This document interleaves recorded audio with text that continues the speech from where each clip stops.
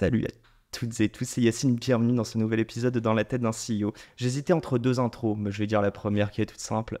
Je vois la vie en rose. Pourquoi ça, Kelly? Tout simplement parce que le rose, c'est une couleur qui me porte bonheur. C'est pas ma couleur préférée, mais ça me va au teint et en plus, ça me porte chance. Bon, et la deuxième intro, j'y pensais dans le métro pour le coup. J'allais dire que l'ascenseur social est en panne et qu'il y a des gens qui sont assez smart pour prendre les escaliers. Et je crois que j'en ai une en face de moi. Ça te définit ou pas? Oui, c'est sûr. Oui, c'est vrai que c'est une jolie phrase. Oui, il est en panne depuis un bout de temps, mais je suis pas sûre que j'ai pris juste les escaliers. J'ai pris la fenêtre, j'ai grimpé au mur, enfin la totale, quoi. T'as rampé, vas-y, on va en parler justement. Je parlais d'ascenseur et d'escalier parce que justement les gens pensent qu'on peut être propulsé, sauf qu'en réalité, et on l'a dit tout à l'heure, tu prends toute une vie pour percer du jour au lendemain. Spoiler, tu n'as pas percé du jour au lendemain. Tu as une société qui a un peu plus de 15 ans, je crois. Ouais. Bon, il serait peut-être temps que tu te présentes et que je t'introduis. J'ai Madame Kelly Massol avec moi. Comment vas-tu, Kelly? Écoute, je vais très bien. Plein de projets, plein de choses. Ça bouillonne. C'est la période où, chez nous, en tout cas, on voit la naissance de nos projets arriver. Et donc, du coup, je suis de très bonne humeur. Ok, j'aimerais savoir cette période. Elle arrive combien de fois dans l'année pour toi? Cette période, en fait, elle démarre à partir de mi-mars et elle s'envole jusqu'à décembre. Donc en fait, tu sors de la période un peu chill. Exactement. Qu'est-ce que tu as fait pendant cette période chill? Et ben, Parce qu'on t'a vu partout. voilà, j'étais un petit peu occupée effectivement avec l'émission. Et de l'autre côté, en fait, justement, j'ai couvé tous ces projets-là. J'ai continué à structurer l'équipe. Et puis les beaux bureaux dans lesquels on est là, Oui, je confirme, très beau. je les ai réceptionnés le 10 janvier. Donc, C'est tout nouveau. c'est tout nouveau. Ah, mais franchement, je dirais pas où vous êtes, car la devanture, en plus, je suis allé à l'hôtel. J'étais vraiment en mode, c'est où? Et non, c'est vraiment magnifique. Le rose n'est pas ma couleur préférée, mais aujourd'hui, je vais mentir. Elle le devient aujourd'hui. Elle va le devenir. C'est quoi les secrets de Loli? Qu'est-ce que tu as fait? Pourquoi on se parle aujourd'hui? Si on se parle, c'est que tu es entrepreneur. Ouais, Mais déjà, en plus c'est un de bon ça, tu vas m'inspirer en premier. début. Et quand ce podcast sortira, tu vas inspirer toute mon audience. Et je suis très content de te recevoir. Maintenant, explique-moi pourquoi tu vas m'inspirer. Certainement parce que Les Secrets de Loli, c'est une boîte qui existe donc depuis 2009, que j'ai créée donc en auto-entreprise dans ma cuisine, en tant qu'autodidacte en formulation cosmétique. L'idée de départ, en fait, était de remplir et de répondre à un besoin, mais un besoin qui est extrêmement, personnel, c'est-à-dire de trouver des produits adaptés à mon type de cheveux, c'est-à-dire j'ai les cheveux texturés. Texturé, c'est ce que tu disais. Voilà. Il y a 4 catégories dedans. Il y a 4 catégories. En fait, les cheveux texturés, c'est quoi? Ce sont les femmes ou hommes qui ont des cheveux bouclés, frisés, crépus ou ondulés. C'est-à-dire 6 personnes sur 10 dans le monde et environ 30% de la population en France. À l'époque, je ne trouvais pas de produits adaptés à mon type de cheveux pour les porter au naturel. Il y avait surtout de l'import américain ou autre, ou surtout des produits de défrisage ou pour altérer en fait la nature de nos cheveux. Et donc, j'ai commencé à créer dans ma petite cuisine des produits d'abord pour moi, très égoïstement, ensuite les copines, les cousines, les collaboratrices. Et puis, très vite, je me suis mis à fabriquer ça de façon un petit peu industrielle. Et c'est comme ça que j'ai eu l'idée donc, de lancer ma boîte et ma marque de cosmétiques capillaires, Les Secrets de Loli. Bon, évidemment, on va parler de ça. Dis-nous un petit peu, ça fait 15 ans, ça représente quoi aujourd'hui, c'est Les Secrets de Loli?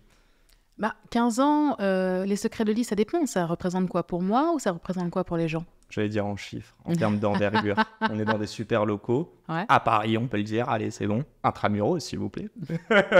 Et non, combien d'employés? Je sais pas si tu peux nous parler du chiffre d'affaires. Je sais en tout cas qu'après 1 an, vous êtes chez Sephora, sur les Champs-Élysées. Oui, j'ai scrollé sur ton profil. Raconte-moi tout ça.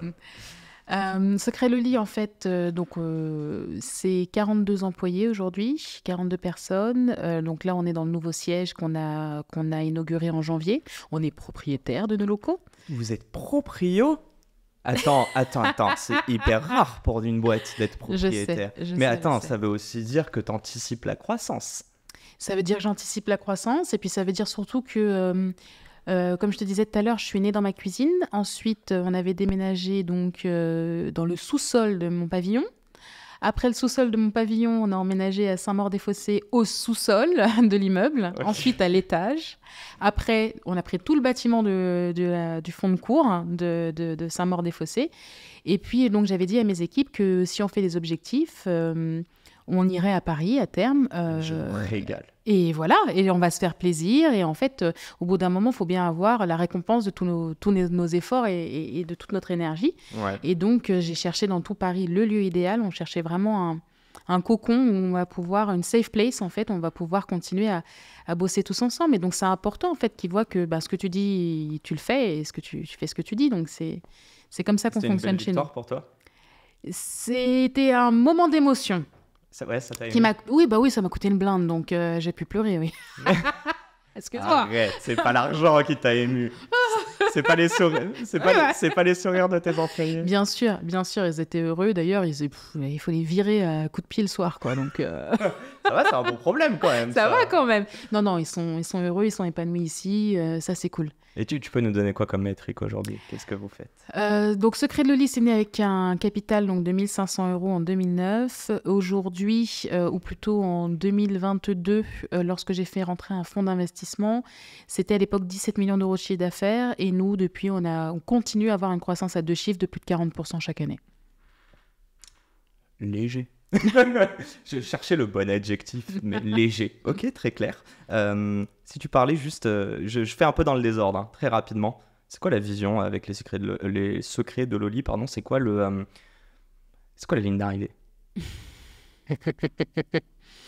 La ligne d'arrivée, il n'y a pas d'arrivée en fait. Ça fait longtemps que j'ai déjà passé la ligne d'arrivée, non? Franchement, j'ai une belle boîte, j'ai 18 références uniquement, j'ai des gens qui viennent des US pour pouvoir venir bosser chez moi. Une communauté. J'ai une communauté. Donc la ligne d'arrivée, elle a été franchie depuis longtemps. Non, Elle a été franchie quand? je pense qu'elle a été franchie en 2021, quand on a fait les 10 millions d'euros de chiffre d'affaires. Oui, 70% de croissance avec 2022. T'as fait le calcul, c'est Non, ça? mais alors franchement, je pourrais me la péter, faire genre oui, je suis très bon en maths, c'est pas du tout ça à quoi je pensais. Je me dis, tu te rends compte que 10 millions de CA, pour toi, c'est la ligne d'arrivée. Pour d'autres, alors il y en a qui voudraient aller avoir 1 milliard et il y en a d'autres qui te disent, mais gars, je fais 100 000 euros cette année, mais c'est incroyable. Donc c'est très subjectif. C'est très subjectif. La ligne d'arrivée à ce moment-là, en fait, c'était surtout d'avoir une boîte qui fonctionne à l'équilibre et qui peut fonctionner aussi sans moi. C'est ça l'intérêt. Après, si je dois regarder loin, en vrai, c'est une boîte leader en France, leader en Europe, dans le top mondial, valorisée plus d'1 milliard. Donc j'ai encore beaucoup de boulot. On n'en est qu'au 25% du chemin qu'il y a à faire. Mais les secrets de Loli, ça t'a déjà dépassé? Ta personne? Bien sûr. Demain, Bien sûr. tu pars, la boîte continue de vivre? Oui, ça je le sais.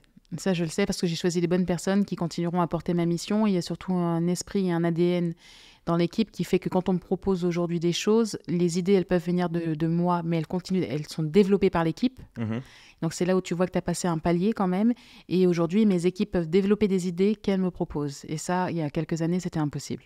Tu saurais l'intellectualiser? Tu sais comment c'est venu? Tu as eu des trucs pour leur donner confiance et aussi retransmettre des valeurs? Tu parles de toi dans cette marque aussi. Je pense que nos valeurs communes, jusqu'à il n'y a pas si longtemps que ça, c'est qu'on avait eu toutes la même problématique. Donc, quand tu regardes l'équipe, c'est un reflet de la diversité de nos clientes. Alors, je peux pas juger physiquement, et en vrai, dédicace à ma sœur, je voulais t'en parler. On va en parler juste après, mais ça vient d'où ce délire quand t'as des cheveux frisés de vouloir te les lisser depuis tout petit? Mais ça vient de... Non, mais de la culture, exactement. On va en parler juste après, mais en revanche, c'est vrai que j'ai regardé pas mal de tes employés. Ils sont tous clients. Bon, il y a un mec, donc je suis pas sûr. Et encore, clients. Il a pas les cheveux frisés, je crois. Ouais. Ils sont quasiment tous clients. Ok. Ils sont quasiment tous clients. Et c'est important pour toi d'avoir des gens qui vont utiliser ta solution et qui adhèrent à la marque, donc presque qui, in a way, ça veut pas dire physiquement, mais qui te ressemblent dans les valeurs. Non, mais c'est sûr. En fait, si c'est pas ça, ce que je veux, c'est qu'ils aient cette réelle volonté de résoudre les problèmes de nos clients et leur apporter des solutions. Pour de vrai. Pas pour de faux, pas pour leur vendre du rêve, pas pour dire ça fonctionne, il faut qu'on fasse comme ça. Tu vois, le but, c'est vraiment d'adapter en fait notre boîte à la demande de la cliente, de la clientèle, et donc de continuer à essayer toujours, constamment d'apporter un truc en plus. Ça, voilà, si tu as cette vision-là, tu avances avec nous dans notre équipe sans problème. Ça, c'est pas le souci. Après, peut-être que oui, on est une safe place parce qu'il ne faut pas oublier qu'il y a de la discrimination capillaire. Je travaille aussi sur ce sujet-là. Et derrière, en fait, tu fais comment pour trouver une boîte quand tu as les cheveux frisés? Et tu viens de participer, en tout cas, à un beau combat. Il y a ça, Tu vas nous en mais parler? c'est pour ça quand on a publié en fait notre vidéo de nos bureaux sur TikTok ou sur Instagram, le truc a fait 300 ou 400 000 vues avec des milliers de likes et il y a quelqu'un dans les commentaires qui a dit putain, cette meuf elle a réussi parce que ses employés eux-mêmes disent que c'est une safe place. C'est là où tu sais que tu as réussi. C'est Donc, ça la ouais. définition de la réussite pour toi, ouais? En tout cas, en tant que chef d'entreprise. Ok. Et pour revenir juste, tu disais que tu as monté un produit déjà pour toi à la base, de manière égoïste. C'est pas les meilleures success stories, elles sont pas comme ça Je selon toi? pense, hier j'étais chez Dyson au siège. Alors il avait son innovation, il résolvait un problème et il y a cru jusqu'à la fin. Et je pense que ça fait partie des histoires un petit peu celles où tu crois en toi alors que la terre entière n'y croit pas forcément. Et Ton idée. what the fuck, entre guillemets, je pèse mes mots malgré mon... J'allais dire, je dis des gros mots, mais c'est pas grave, c'est en anglais, tout le monde parle pas anglais ici, c'est pas grave. Non, comment ça se fait que personne n'ait monté ça avant? Est-ce que tu te poses parfois l'idée? Bien sûr, mais enfin, c'est l'idée de la question, l'intégralité des banquiers qui se posent la question depuis 10 ans. Quand j'y étais il y a 15 ans, en leur disant il faut faire des shampoings, on me disait il y a des shampoings au supermarché. Et puis pourquoi vous allez mieux le faire que L'Oréal? Parce que tant que L'Oréal n'aura pas de diversité auprès de son groupe, dans ses équipes de formulation ou dans son board, il aura le nez concentré sur pas mal de choses. Ça a changé à L'Oréal, ça? Je sais pas, et en fait, j'en ai rien à faire. Ce que j'aime, c'est aller les emmerder un petit peu sur le terrain. Et c'est ce qui est le plus... Non, mais c'est ce qui est le plus On va intéressant leur dans des cette parts de marché, aventure. Voilà, c'est juste ça. Tu grappilles, tu sais, tu manges dans l'assiette, mais voilà, on est en train de parler d'un groupe de milliardaires. Ouais, mais qui sert que 40% des personnes. Je dis ça parce que tu dis, je crois que c'est un chiffre que tu donnais, 6 personnes sur 10 6 personnes sur 10, mais ont dis-toi des bien... personnes ont des cheveux qui sont pas lisses. Il y a ça, mais dis-toi bien qu'en Afrique, pourtant, ils vendent des produits, mais ils vendent des produits qui permettent de dégrader ou de lisser. Et en fait, la question, elle est là. On a tellement voulu faire rentrer des gens dans des cases qu'on leur a imposé des cases, et sauf que les gens ont décidé d'arrêter de rentrer dans cette case. Et moi, j'ai été précurseuse là-dessus. Je fais partie des premières femmes qui ont arrêté de se défriser en France, qui ont compris que c'était un problème et qui ont cherché à populariser le fait d'arrêter de se défriser et de porter ses cheveux naturels. C'est un fardeau en tant que culture et qu'héritage qu'on transmet à nos enfants de Bien se sûr. dire dès le départ. Ouais. Jamais de ta vie, je sais que tu as des enfants. Je sais pas du tout si c'est des J'ai mecs des ou des enfants, filles. 2 garçons. Bon, ouais, peut-être des tresses ou je Ah sais ouais, pas. exactement. Il y en Ouais. a un, il a les cheveux mi-longs. Ouais. Mais il y a des mecs qui font des défrisages, tu leur diras quoi? Eh ben, je leur dis la même chose. Je leur dis exactement la même chose. Pourquoi faire? Alors, je vais pousser le truc un peu plus loin. Il y a eu des joueurs de foot, il y a eu pas mal de personnes de couleur, en tout cas mat de peau ou noire, qui reprochaient à d'autres personnes d'aller tout le temps se mettre avec des blanches. Est-ce que c'est un truc que toi tu... Non mais on va loin dans le truc, mais c'est de la culture aussi. Est-ce que c'est un truc que toi tu diras à tes enfants non? Sois fier d'être noir et au-delà de ça, tu vois ce que je veux dire? Parce qu'au bout d'un moment on reste dans un carcan versus faut être ouvert d'esprit. Est-ce qu'il n'y a pas une Alors, limite à ça? j'irai plus loin. Est-ce que le métissage est une solution à tous les maux de la planète? Absolument pas. Ce que je dirais, c'est que déjà pour se reproduire avec quelqu'un, il faut se poser les bonnes questions. Parce que tu partages un ADN, tu partages une histoire, tu partages une culture, et que si tu n'es pas prêt à partager ça dans les deux sens, ça ne sert strictement à rien. Tu as juste un beau petit bébé métis, mais ça ne sert à rien. Ils sont beaux. Je rigole. Ouais, un beau petit enfant noir aussi, ça va très bien aussi. Donc, ça va au-delà de Ok. ça. Par contre, oui, c'est un message qui est assez fort, mais je dirais on leur a beaucoup jeté la pierre, moi compris. Mais ça va dans les deux sens. Un, je vais pas leur jeter la pierre longtemps parce que le père de mes fils, il est blanc, donc voilà. Deuxièmement, je dirais que quand tu évolues dans une certaine sphère, il y a un moment en fait où t'as pas forcément l'occasion aussi.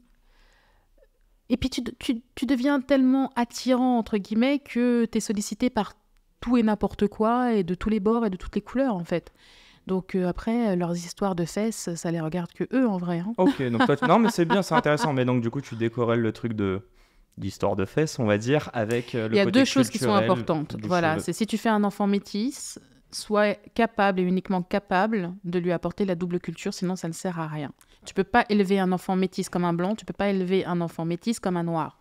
Tu dois lui donner les deux pans de sa personnalité, sinon ça ne sert à rien. Moi, pour le ramener à moi, bon, je crois que mes cheveux trahissent et je ne les défrise pas, mais mon père a les cheveux très afro et ma mère tout lisse. Et pour juste parler rapidement, moi je suis full marocain. Je sais pas, physiquement on dit que non. Machallah. Machallah. Mais non, surtout, enfin, j'ai une double culture. Je suis pas métisse et pourtant j'ai une double Mais t'as une double culture, bien sûr. Tu considères que le jour où on n'arrive pas, on te dit c'est une force, blablabla, etc. Et je peux aussi te dire que mes parents, depuis tout petit, m'ont dit tu vas devoir faire plus qu'un Français lambda avec qui tu es. Et moi, je me suis construit en désaccord avec ça, en contradiction, en disant oui, mais c'est un biais. Et je vais avoir ta réflexion là-dessus. Qu'est-ce que tu vas dire à tes enfants? Tu vas leur dire soyez conscients que vous êtes mat de peau ou qu'entre guillemets, vous n'avez pas la peau blanche, les cheveux lisses comme tout le monde. Est-ce que tu n'as pas peur qu'il y ait certains, bon, on dérive de ouf de l'entrepreneuriat, mais c'est pas grave, qui se mettent en position victimaire, quoi, qui se disent dans tous les cas, ça sert à rien, on va m'identifier à ça. Non, moi ce que je sais, c'est que lorsque je regarde mes filles, c'est qu'ils me posent parfois des questions, je leur dis tu es noire, tu es aussi noire. Donc en fait, je l'inculque. Quand ils me posent la question de ce qu'ils sont, je leur dis vous êtes des enfants blancs et vous êtes des enfants noirs. Ça, ils le captent, ouais. Ils le captent moyennement encore, mais moi j'ai la particularité d'avoir deux fils qui sont complètement différents, entre guillemets, en termes de texture capillaire et la couleur de peau extrêmement claire. Et donc moi, quand mon fils me dit je suis portugais, je lui dis non, t'es pas portugais, t'es guadeloupéen et portugais, tu vois, t'es antillo-portugais. Tu fais partie des deux choses, en fait. Il n'est pas question d'effacer la négritude de mes enfants, bien au contraire. Tout comme il n'est pas question d'effacer aussi cette autre partie de la culture. Il faut faire attention constamment à cet équilibre, justement, pour pas qu'il y en ait un qui prenne le dessus sur l'autre.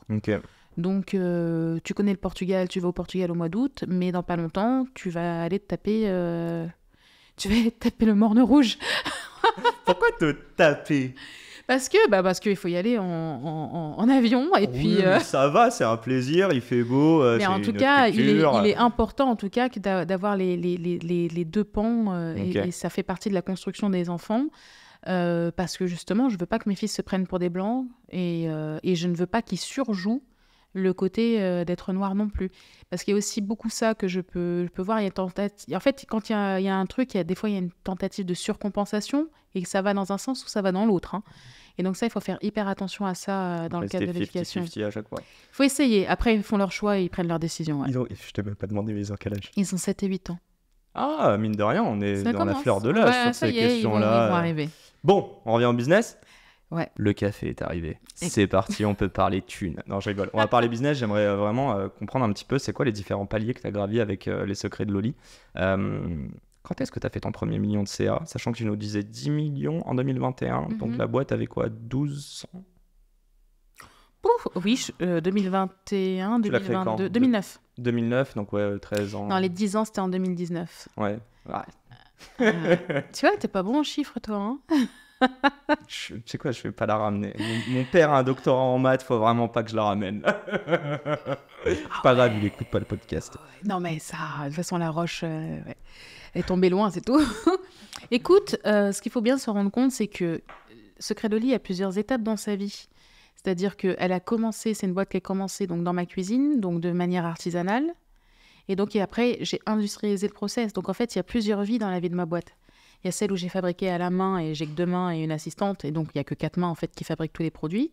Et donc, on était monté jusqu'à environ 750 000 € de chiffre d'affaires. Là, tu vends comment à ce moment-là ? Là, je vends sur Internet, dans ma petite boutique dans le 12e. Donc, tu as une boutique dans le 12e, ok. Et le marché que j'ai ouvert en 2010. Hein ? Et le marché de Noël ? Les marchés de Noël, voilà, exactement. C'est là où j'ai démarré. Ensuite, la petite boutique dans le 12e. Et quelques distributeurs vendeurs en ligne. Okay. Donc voilà, donc on est monté à la main jusqu'à 750 000 € hors taxe, donc ça fait 900 000. T'as compris. Allez là.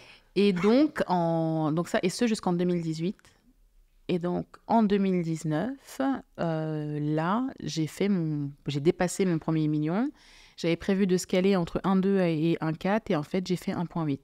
C'est incroyable. Donc, tu as pris plus de 10 ans pour faire ton million. Et après, les 10 millions, ils ont pris 2 ans, 3 ans ? 2 ans.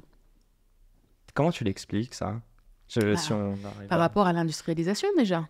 Bien sûr, mais puis, comment et tu puis vas les 1 limiter? million, on était quoi? On était 4 dans la boîte. Donc en gros, tu te dis juste que le marché est plus gros. Parce que moi, ce qui me fait toujours peur, c'est de me dire... Plus de bras, Ouais, non, j'allais dire, il n'y a pas plus de de limite. cerveau. Mais bon, ouais, tu te dis que non. S'il y a 60% de T'as personnes qui compris. ne sont pas servies, T'as ok. compris. C'est pour ça que les gens s'extasient devant les chiffres et que moi, je suis hyper froide.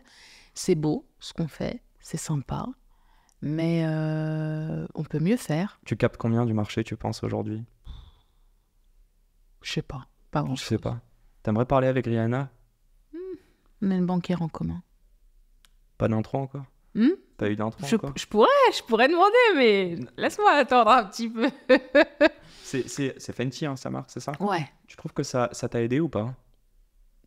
Pourquoi ce serait pas moi qui ai des Fenty? Je te pose la question aussi. Bon, ouais, je parle de sa notoriété internationale, mais ce que je veux dire, c'est que, en fait, ce que je voulais dire Elle fait même pas dans le avant, capillaire. c'est ça. Et tout le monde pense qu'elle a inventé la lumière. Moi, j'ai énormément de respect, mais deuxièmement, derrière, il y avait LVMH.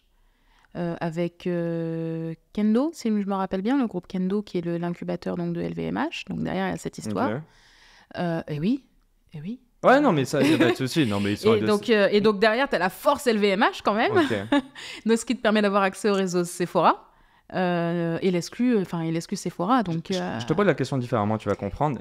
Qui, en 2010, même en 2020, à part là, moi, je Y a connais les personne. secrets. Il n'y a personne qui sert des personnes qui ne sont pas blancs caucasiens. Donc là, on parlait dans du cosmétique, on parle des cheveux, mais on peut parler d'autres choses. le make-up, ça compte pas. Le make-up, ça compte pas. Avant nous, il y avait MAC. Enfin, je veux dire, il y avait Mac- Make-up Forever. Ok. Ils Les font marques de toutes les maquillage teintes. professionnelles, voilà. Ok. Elles les ont faites. Après, c'était considéré comme des marques de maquillage quand même professionnelles ou autres. Donc, pour du grand public, Elles l'ont brandé ou pas? eux, ils ont Auprès toujours des- été brandés pour. C'était Ok. connu que tu vas chez Make-up Forever, enfin, il y avait des palettes de couleurs. Les make-up artistes, ils y allaient. Par contre, le B2C, là, Fenty a un petit peu chamboulé le truc. Mais c'est une vision très franco-française de dire ça, parce que quand tu allais aux États-Unis, en fait, tu avais déjà quand même pas mal de teintes et de carnations proposées Par d'autres marques, tu veux dire? par d'autres marques. Ok. Et ces marques-là Que ce n'étaient soit pas en L'Oréal, Europe. que ce soit Lancôme ou autre. Ok. Ah, Sauf que quand elles arrivent en Europe, elles dégraissent. Et donc, 40 teintes que tu allais revoir aux US, ben, t'en voyais que 20 ici. Alors, mini disclaimer, parce qu'il y a ma mère et ma soeur qui écoutent et elles vont me défoncer. Je connais rien à la cosmétique, elles le savent. Et surtout, j'ai potentiellement le mauvais jargon, donc je m'excuse. Par contre, j'aimerais parler des US. Moi, en fait, je le disais en off. Donc, ma mère, prof d'anglais. Moi, petit, je voulais être Renoir. Mais Renoir en mode casquette, rappeur, US. Mais vraiment, on a toujours eu cette culture, on est fan de ça. Je sais pas pourquoi. Passons. Est-ce que tu trouves qu'aux US, ils étaient déjà beaucoup plus avant-gardistes sur servir des personnes, on va dire, de diversité en général, Bien versus la France et l'Europe. Alors sûr. qu'on dit qu'aux US, ils sont beaucoup plus dans leur coin et qu'en France, soi-disant, on essaie de se mélanger. C'est pas des paradoxes, ça? Business is business. Ok, Hein. L'argent n'a pas d'odeur ni de couleur aux US. ok. Donc quand il y a un marché, on le prend.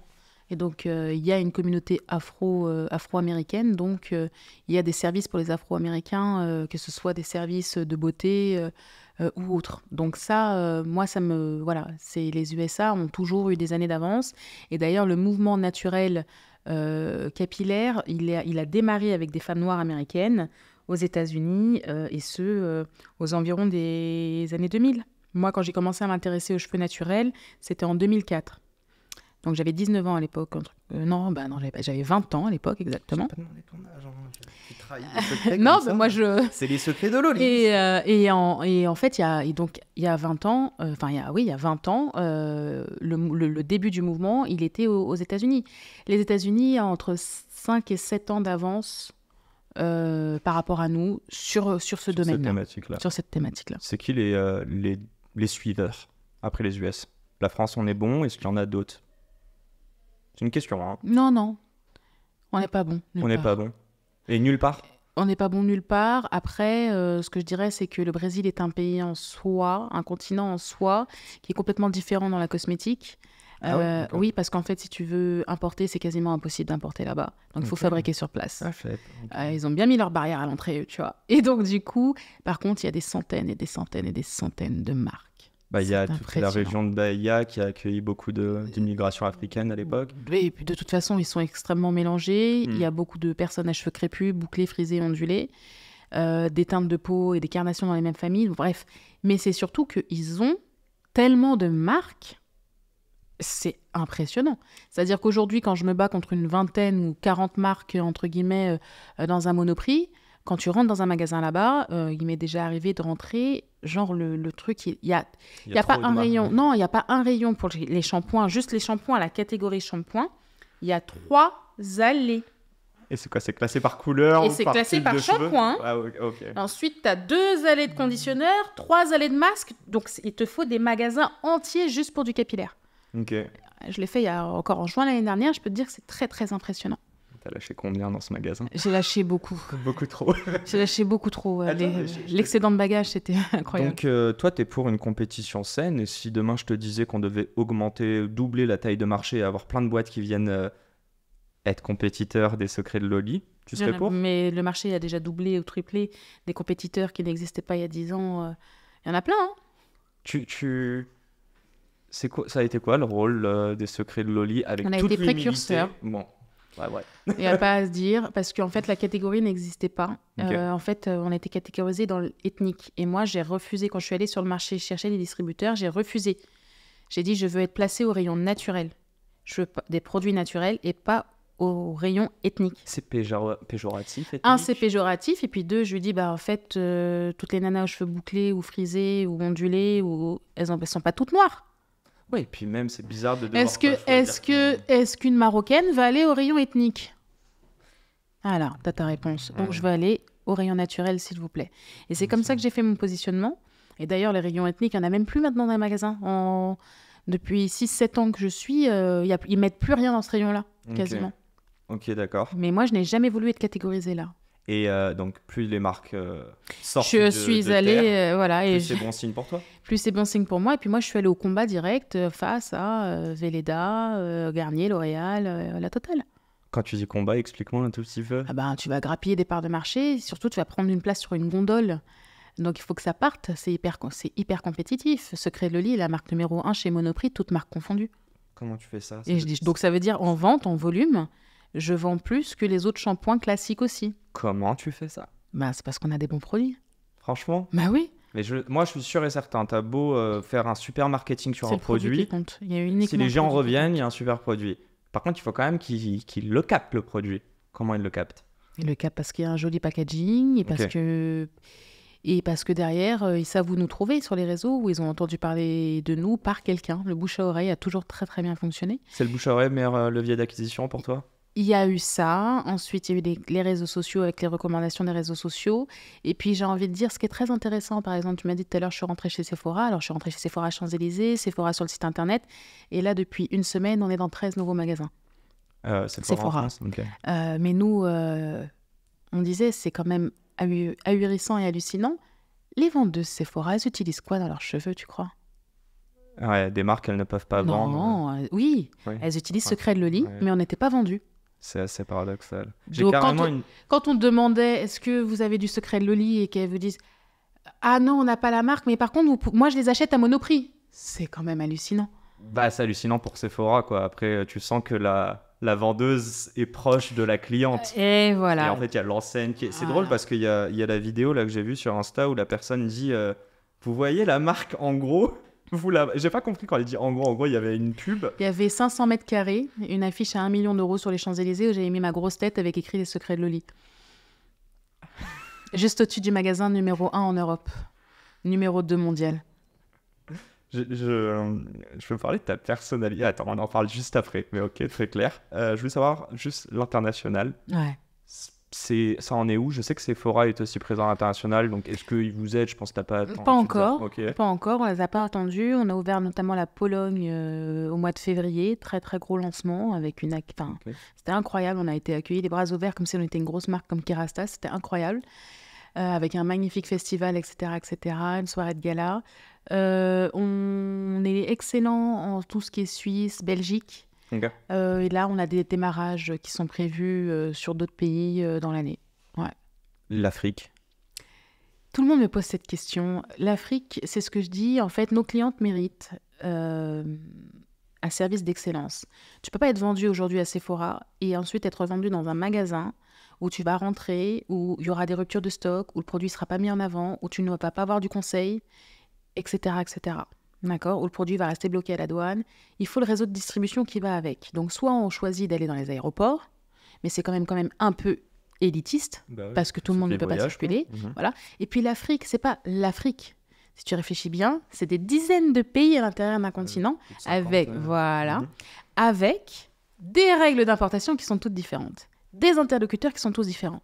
Donc avant d'aller attaquer un aussi gros morceau, pour moi, en fait, bien sûr, demain j'appuie sur un bouton, je suis vendu en Afrique. Mais moi, ce que je veux, c'est aller avec la qualité de service qui va, avec le produit qui va bien, et avec tout ce qui va avec.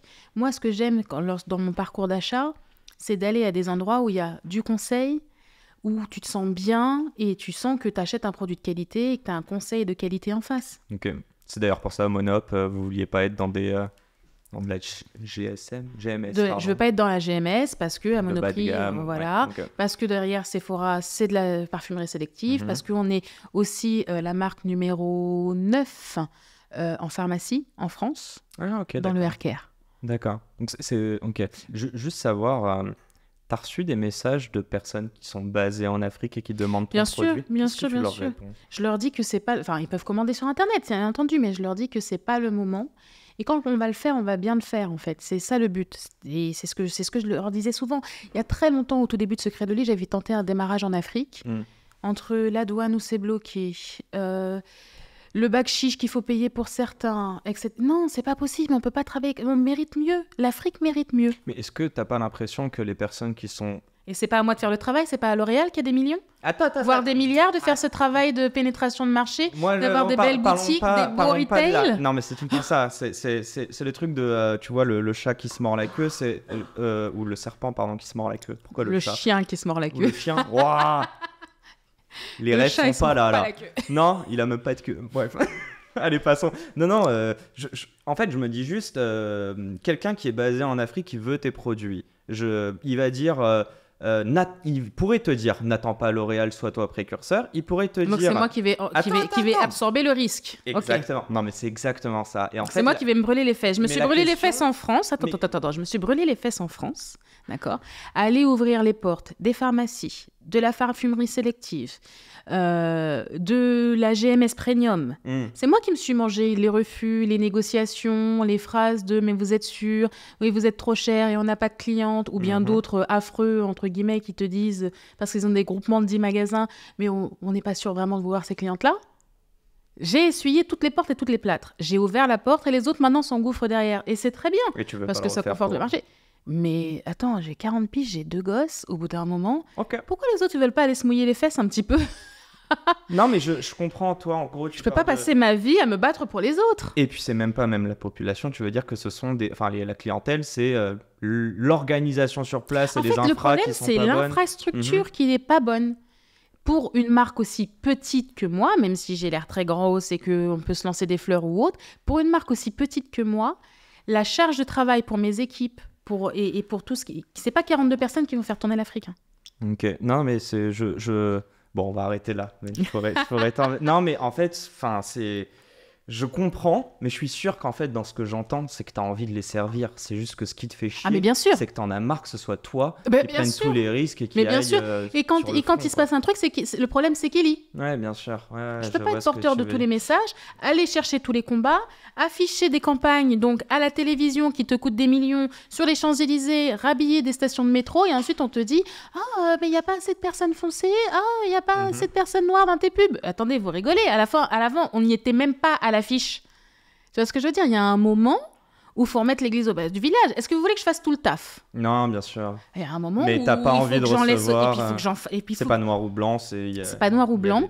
Et puis il y a un moment, tu dois te dire aussi, je peux pas bouffer tout le gâteau toute seule. Il y a un moment, il faut que je partage. Donc si vous vous sentez les épaules, allez-y. Mais moi, j'ai 2 enfants, j'ai 42 personnes à gérer. J'ai 40 piges. Au bout d'un moment, il faut aussi que je rentre dans une légère petite zone de confort, s'il vous plaît. Si quelqu'un travaille chez L'Oréal...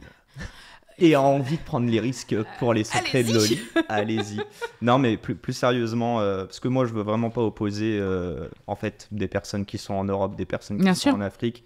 Et malheureusement, on choisit pas où on est, où on vit, mais on n'a pas tous les mêmes chances. Bref, en tout cas à ce niveau-là. Mais j'espère en tout cas qu'on se reparlera et que tu diras. Bien sûr, mais tout comme j'aimerais pénétrer le marché brésilien, et ça fait partie de ma to-do list de Dream Goal, tu vois. Mais là, c'est plus. Enfin, je vais dire, c'est pas une question d'infra, c'est une question de quota et de politique, quoi. T'as compris. Et oui, il y a ça, et puis c'est surtout ultra concurrentiel. Ouais, oui, là, ce sera le match de ma vie, là, oui. Okay. Quand tu dois évoluer parmi 200 marques, là, oui, tu peux dire que t'es allé au combat. Allez, je sais pas comment le dire, mais je te sens sûr de toi. Est-ce que t'as toujours eu cette confiance en toi? Oui. Toujours? Toujours. Comment, je sais plus quel âge t'as, et je sais que tu en parles. 40. Non, attends, tu m'as pas laissé finir. Je te demanderai pas ton âge maintenant. En plus, tu l'as balancé, j'ai fait les maths, ça va. Non, t'en parlais, tu as quitté ton foyer, donc t'as contacté j'allais dire la DAS, mais je sais pas si c'est ça. Si, c'est la DAS, ça s'appelle l'ASE maintenant, mais voilà, bien je connais pas exactement, mais en gros, bref, tu as demandé à être placé en foyer, et ce que j'allais dire, c'est que je sais pas quel âge t'avais à l'époque. À l'époque, j'étais en dernière année de collège, j'étais en 3e, j'avais passé mon brevet. Que les maths. Quel degré de... en vrai, je suis pas nul en maths, hein. Je préfère te le dire maintenant. Non, parce qu'on n'a rien dit depuis tout à l'heure. Moi, j'ai fait des études S, j'ai fait un master en finance et j'ai eu 15 en maths au bac. Bon. Moi, j'ai eu 5 en maths, tu vois. 5 ah ouais, c'était mon objectif. C'était mon objectif et c'est moi qui parle dans le micro. Mais c'est toi qui pèse en maths un peu plus que moi. En maths avec 1 euro derrière. Bref, passons.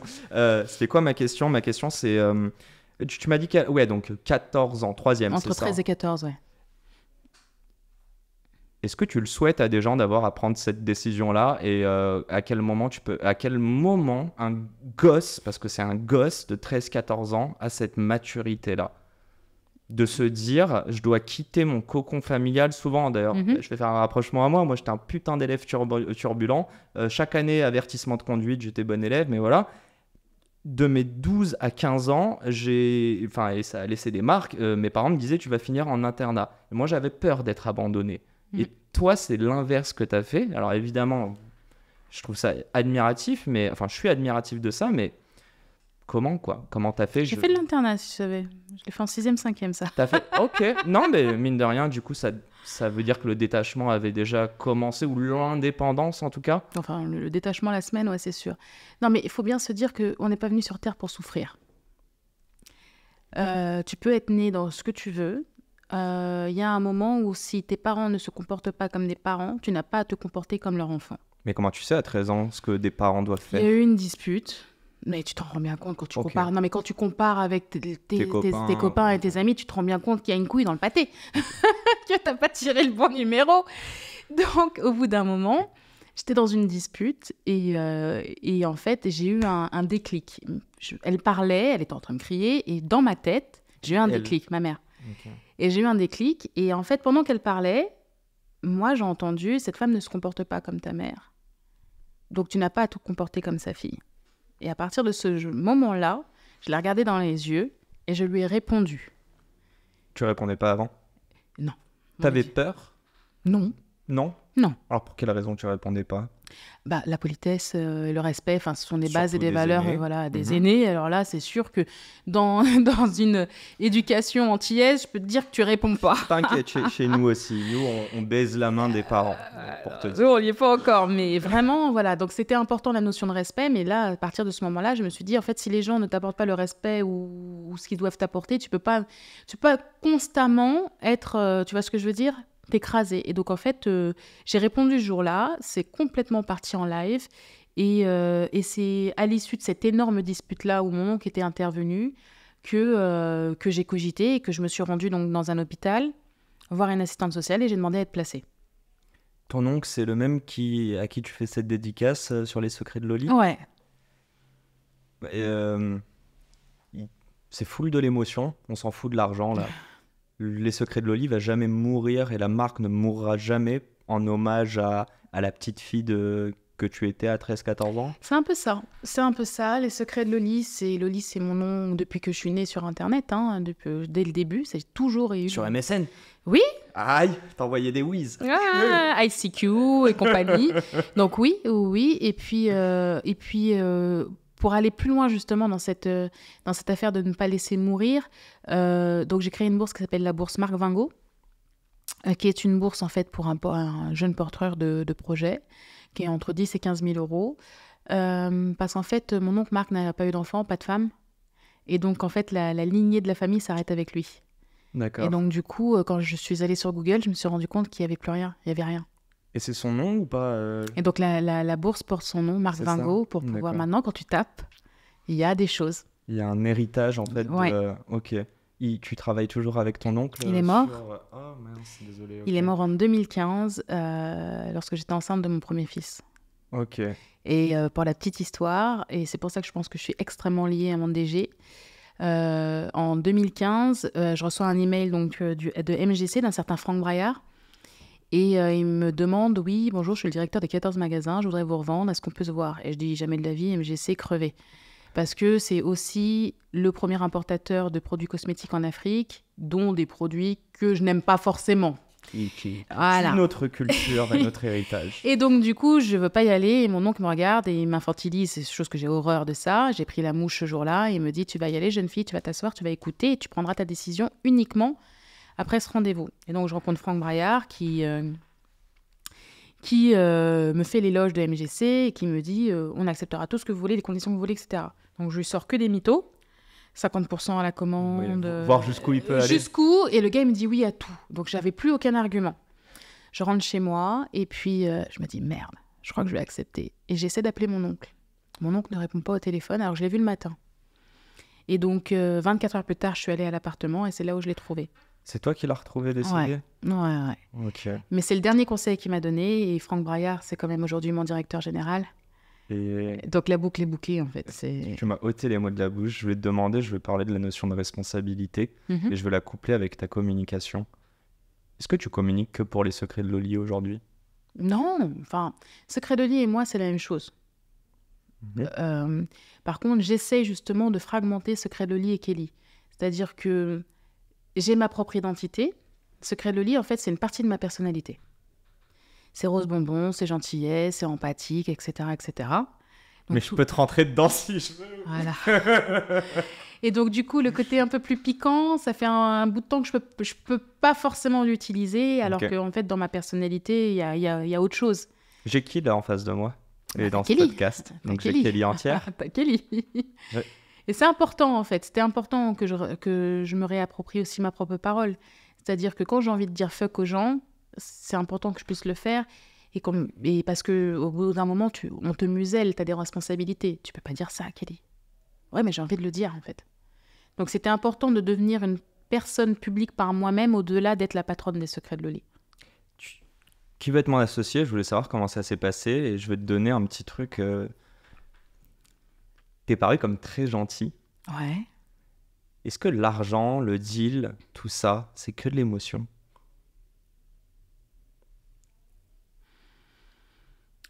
Je suis parue comme très gentille et en fait, je pense que je me suis fait bouffer par ma propre marque. Je suis devenue gentille avec le temps, ça me saoule. À cause du rose. Ouais, sûrement. Le rose attendri, je Non, pense. mais parce qu'on est dans un cocon ici, on est que entre gens bienveillants en haut, donc du coup, je me suis trop adoucie avec le temps. Et tu dirais qu'ils sont doux tes collègues jury? J'en ai reçu dans le podcast. Hein. Le Et- mot doux, c'est pas ce que je suis. Et tu les as entendus couiner face à moi? Queené face à toi? Est-ce que tu les as entendus? Non, alors, non, mais en fait, c'est ça qui est drôle. Tu as un aura. Non, Oui, aura. une aura. Une aura, putain, merde. Bref, tu as une aura.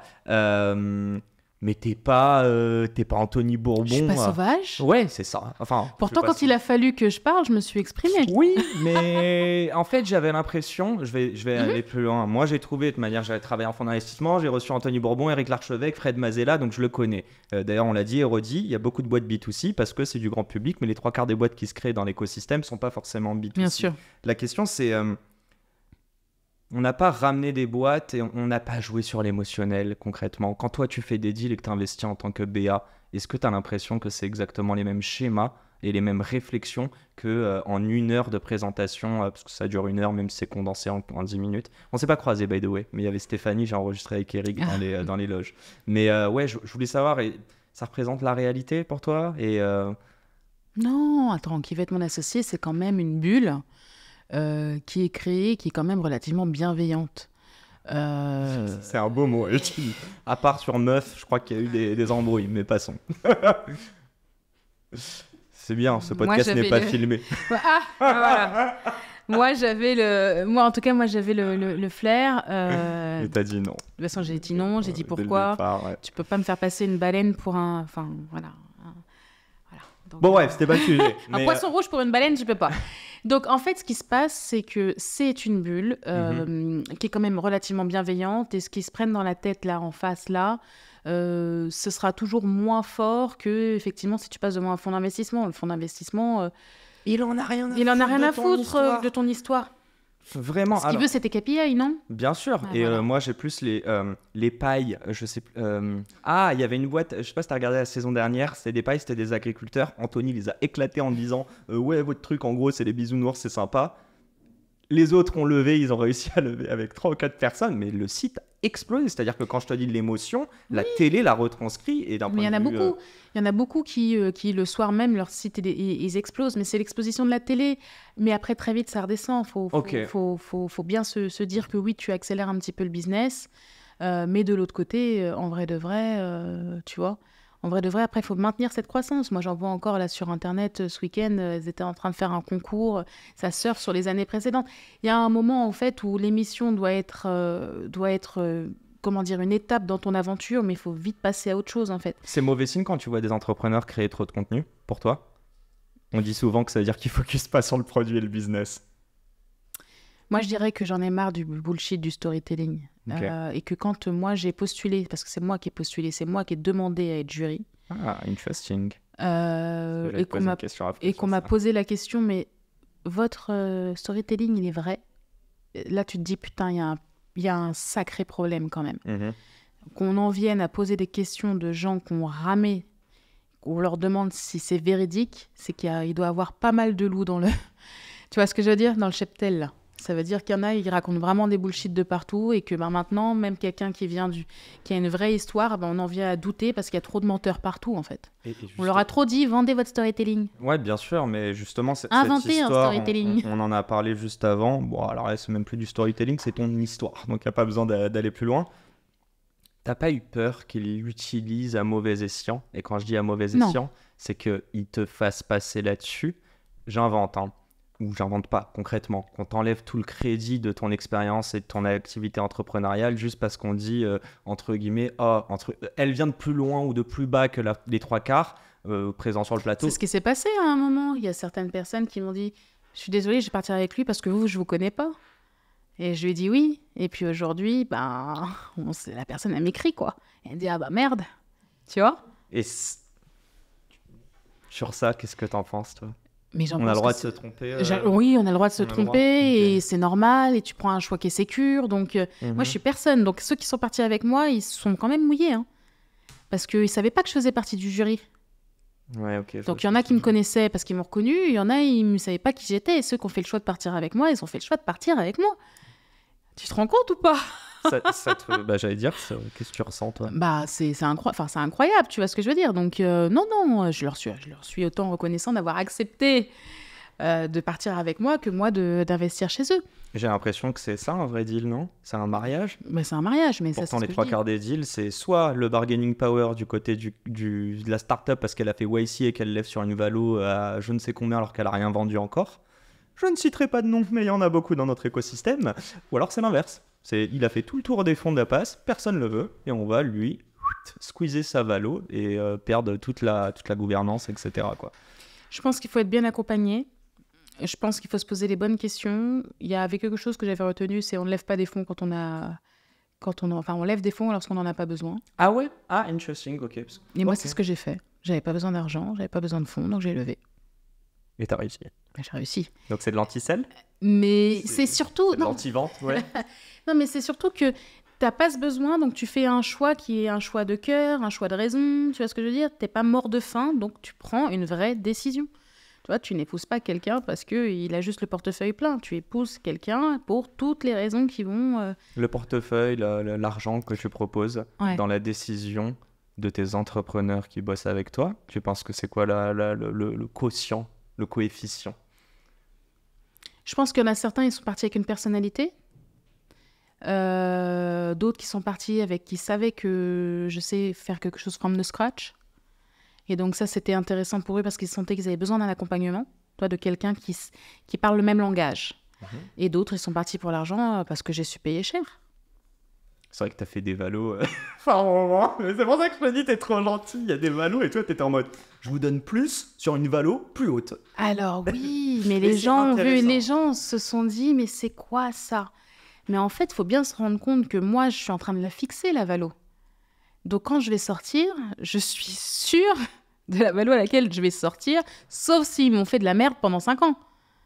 Et c'est ça on revient à la confiance. C'est ça un contrat de confiance, c'est qu'ils savent exactement ce que t'attends en tant qu'investisseuse. Mais c'est ça, mais quand je vais... Pour investisseur. Si tu mets une valo plus basse et que les gars, ils galèrent, moi, quand je vais sortir, je vais rien récupérer.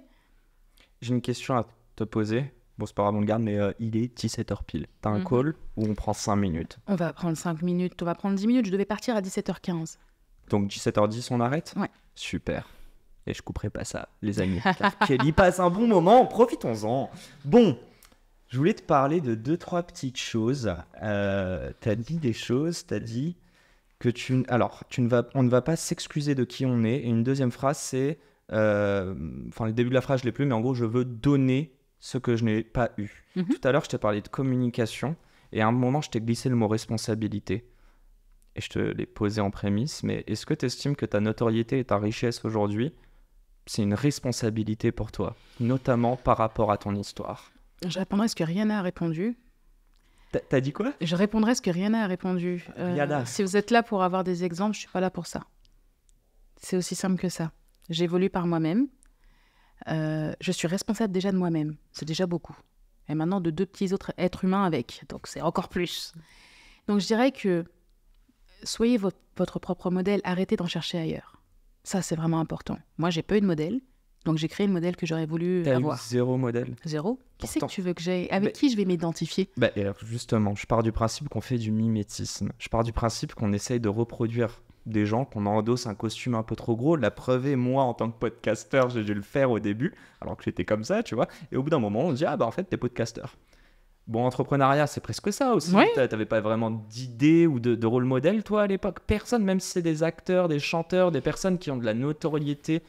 Il y a personne qui te disait, putain, en fait, c'est possible. Tu disais en plus que jeune, t'avais des grosses ambitions. Ça devient d'où, ça? J'ai l'impression qu'on peut pas voir des choses si on ne peut pas avoir des Ça objectifs aide. si on dit Ça aide, identifie pas. ça aide, mais bon, si tu veux que je te dise que la machine Kardashian est une machine qui m'a toujours fascinée, voilà, mais bon, Kardashian, elle n'est pas arrivée il y a 20 ans. Hein. Elle t'a fasciné, Kardashian? Kardashian, moi, tout le monde était en train de lui jeter la pierre à l'époque, moi, j'avais déjà repéré. Le mécanisme et qui était La très, mère très ou intéressant. ou La les totale. plus- les La plus petites? totale. Ok. Il y avait ça qui était très intéressant. Ensuite, tout le sacre autour de Beyoncé, Ok. qui était très intéressant. Tout était léché, réfléchi. Et quand tu sors un truc, tu sors, c'est carré. Il n'y a pas Même ça d'adroite. compris par Jay-Z qui en a fait un... Non mais c'est incroyable quand même ça. Voilà. Et moi je suis fan Ça- de Jay-Z. Hein. Ouais, mais Il m'a ça, déçu. tu vois, c'est ce perfectionnisme, moi, m'a toujours... voilà. Mais, enfin... Mais je te sens authentique. Je suis pas sûr que Beyoncé soit authentique. Oui, mais attends, j'ai pas dit... Tu vois, c'est exactement ça. Donc, c'est pour ça que Tu je te dis, il y a prends une personne... partie de ci, Ah, une mais partie bien de sûr, ça. bien Ok. sûr, bien sûr. Et d'ailleurs, aujourd'hui, enfin, j'ai 2 personnes de l'équipe de Kylie Cosmetics qui sont aujourd'hui ma directrice, ma nouvelle CEO et mon directeur marketing. Alors Kelly, elle est plus gentille que Kylie. Ça, je sais pas. En tout cas, ça se Mais passe elles bien. sont toujours là. Just saying. C'est excellent. Mais, ça. mais voilà. Et tu vois, je suis allée chasser des grosses têtes. Et pourtant, j'y suis allée autour d'un café et j'ai dit, est-ce que vous pouvez venir nous rejoindre? J'ai demandé poliment. Hein. Alors, très bonne question. Opportunité ou demande? T'as l'impression Les de deux. quémander ou t'as l'impression Non. de leur dire, les gars ou les filles, c'est l'opportunité de votre vie? montez Non, ni maintenant. l'un ni l'autre. Ok. C'est... Ni l'un ni l'autre. Attends, t'avais dit un autre truc. Bon, je l'ai plus, mais t'as dit j'ai rien à perdre. Oui. Je suis pas d'accord. On a tous des choses à perdre. Non. Quand on a Oublions la rien vie eu, perso quand on- et non, ta mais- famille.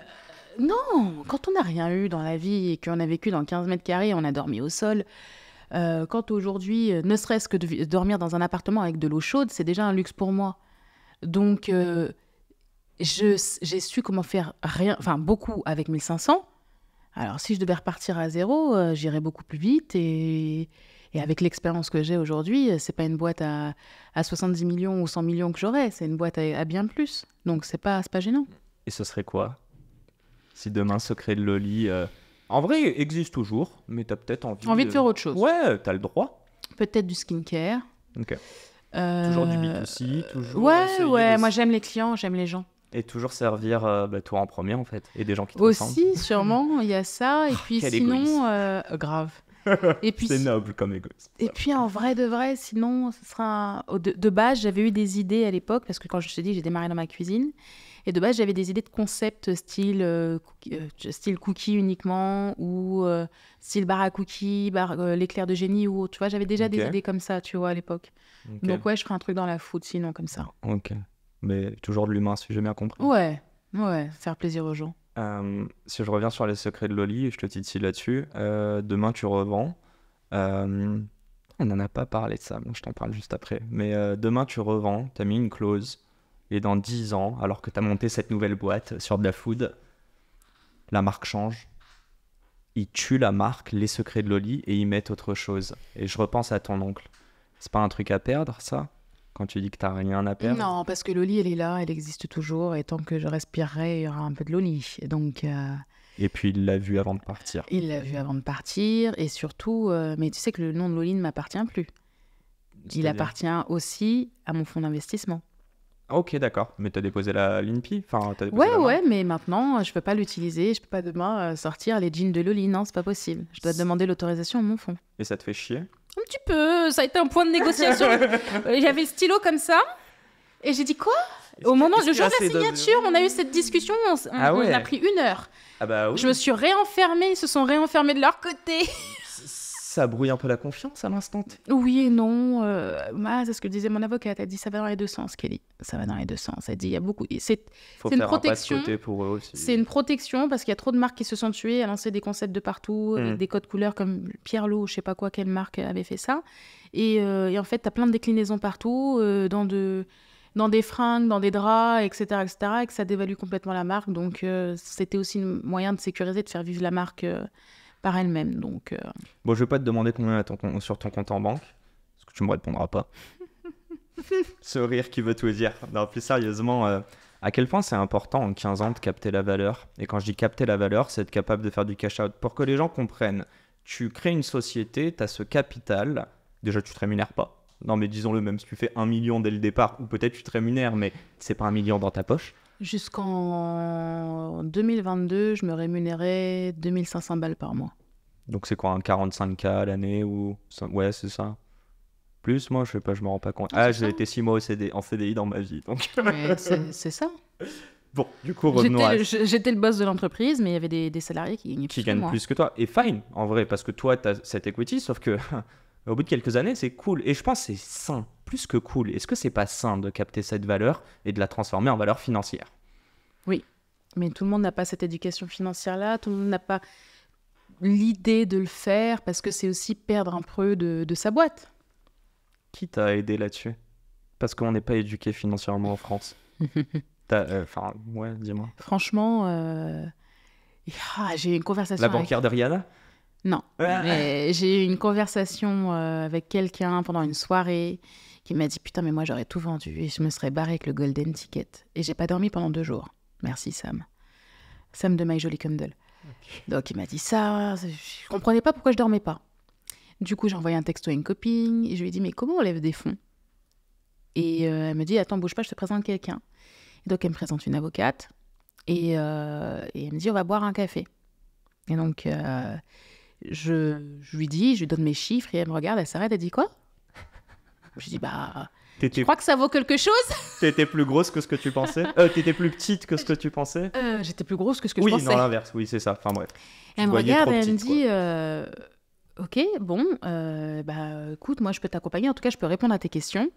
Et donc elle m'a présenté des banquiers d'affaires, deux, et j'ai choisi mon banquier d'affaires avec qui ça se passe très très bien, avec qui ça s'est passé très très bien. Et pendant tout le process, j'ai beaucoup absorbé, beaucoup. Il m'avait dit à la fin du process, tu parleras comme un banquier. Et il avait raison. Mais il est où le costard? Ah, Presque. pour une fois que je porte pas de robe rose. Chérie, en plus, c'est vrai il y a le col, ça fait très, très corpo. Bon, je termine avec mes dernières questions. Il est 9, donc vraiment très rapide. Hein. Première Je t'ai dit question. jusqu'à 15, donc ça va. Bon. Allez, on fait des questions du tac au tac. Sur une échelle de 1 à 10, à quel point tu es heureuse? Et ce, de manière quotidienne, je dirais. 8, Sur une échelle de 1 à 10, à quel point ton job t'apporte du sens au quotidien? 7, Sur une échelle de 1 à 10, à quel point tu as... Ah, attends, j'ai inversé. Bon, c'est pas grave. Sur une échelle de 1 à 10, à quel point t'es riche? 10, Ok. Et sur une échelle de 1 à 10, bon, c'est l'inverse du coup, mais à quel point ton job te demande de l'effort au quotidien? 6. Maintenant, Ah ouais 6. Et au début? 10. Et ma dernière question là-dessus, si t'étais pas entrepreneur, Mhm. part du principe que tu n'avais peut-être pas eu aussi tous les événements de ta vie qui t'ont permis de, moi je redis, prendre confiance en toi, mais toi tu dis que non, pas forcément, mais passons. Qu'est-ce que tu ferais ou J'étais qu'est-ce tellement que tu serais? insolente. La confiance en soi, elle est née. Je suis née avec. T'étais insolente quand Ah t'étais oui. plus jeune? Oui. Insolente. Comment on dit tu sais, les gamins de fond de classe. Et à la fois, fond de classe, mais doué, donc c'est relou. Tu vois, j'étais la Comme moi. relou. Ouais, comme moi. Quoi. Voilà. On me disait quoi? Attends. Turbulente. Insolent, turbulent. Moi, j'ai eu un mot de faire le cours à la place du prof. Ah, je l'ai eu aussi, celui-là. Pas mal. Bah, quand un prof d'histoire te dit qu'avec 10 dirhams, tu peux bien vivre au Maroc, 10 dirhams qui font 1 euro. Hein. Non, mais Ouais, je sais bien. on est dans des délires. Mais ok. Et du coup, ouais, je te reposais la question, mais qu'est-ce que tu serais ou qu'est-ce que tu ferais si tu imaginais une autre vie? Toi qui te connais bien aujourd'hui, j'imagine. Je pense que j'aurais été quand même une excellente avocate. C'est ce que je Avocate. voulais faire quand j'étais plus jeune. Ok. Ouais. Après, j'ai voulu être juge, mais j'ai eu peur d'être corrompue. T'aimes trop les thunes, c'est quoi? Bah oui. Non, mais j'aime les thunes depuis que j'ai l'âge de 5 ans, s'il te plaît. Je piquais de l'argent dans les poches de mon grand-père et... et je disais, si ça tombe, c'est à moi. Donc en fait, je secouais le lit pour que ça tombe. Mais non. Et après, on dit, j'ai pas volé, j'ai pas cherché, le truc il est par terre, je l'ai J'ai trouvé. ramassé, J'ai quoi. ramassé. T'as ramassé de l'argent. Incroyable. Je négociais tout déjà à l'âge de 7 ans. C'est quoi ton rapport avec l'argent aujourd'hui?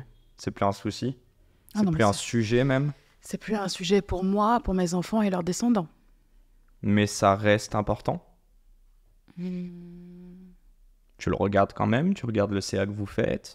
Alors attends, je maîtrise mes chiffres parfaitement, ça c'est important. Mais c'est côté business, c'est pas de l'argent financier que tu vois? Les deux, mais c'est côté business d'un côté, et puis de l'autre côté, non mais c'est important d'avoir les pieds sur terre, de savoir ce que tu fais pas, ce que tu dépenses pas. L'argent il est là, demain il peut ne plus l'être. Hein. Donc c'est bien, c'est pas parce que tu as de l'argent qu'il faut oublier que tu as de l'argent. Faut pas s'oublier sur le chemin, tu vois ce que je veux dire? Bien sûr. Donc il faut gérer ses dépenses, ses entrées, ses sorties. Enfin ça c'est hyper important parce que beaucoup de personnes qui sont devenues millionnaires ou multimillionnaires, en fait ils crament leur cash à une vitesse, surtout les premières années. Et j'allais dire surtout quand t'es frustré? Quand Aussi. tu n'as pas connu d'argent au début? Exactement, et je faisais la morale justement à la personne qui m'a mis en retard aujourd'hui avec toi en lui disant mais tu peux pas cramer du cash, ne pas savoir ce que tu as dépensé ou faire des excès, et c'est ce que je lui disais, moi je me suis rémunérée 2400 balles jusqu'à 2022 et toi tu crames 4 fois plus de cash que moi, non c'est pas possible. C'est quoi ta première folie financière? Des folies j'en fais tout le temps, donc des folies financières. Je sais, Wow. t'étais où là il y a une semaine? Tu sortais avec 20 000 sacs à Londres ou je sais plus où. Ouais.